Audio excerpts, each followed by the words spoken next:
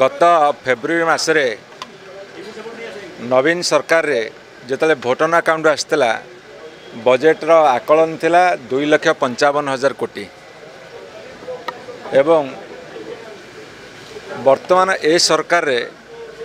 से एका बजेट रहा 2,65,000 कोटी किसी अधिका हलानी बहुत गुड़े प्रतिश्रुति देइथिले प्रतिश्रुति पालन हलानी केवल विभिन्न योजनार ना चेंज करछन्ती मो हिसाब करूँ बजेट जो शुणुली 40 रु ऊर्ध्व योजना ना केवल चेंज होती आपन देखिए कालिया योजना ताको सीएम किसान करवा विजु स्वास्थ्य कल्याण योजना को गोपबंधु जन आरोग्य योजना करवा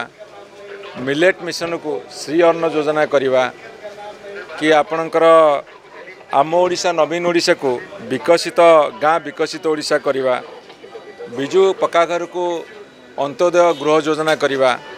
आ सबु योजना मुख्यमंत्री नारे करदवा जहाँ बहुत कसरत करिसेंती बहुत चेष्टा करिसेंती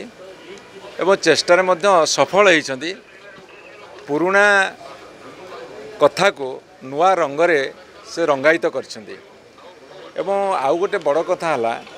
से माने कहिथिले जे आमे 3,000 टंका लेखाए बुढ़ा बुढ़ी मान को भत्ता देव से कथा को अत्यंत चतुरता सहकारे से एड़े देइछंती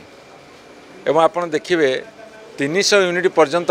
मागणा विद्युत जोड़ी विभिन्न सभारे से भाषण देइछंती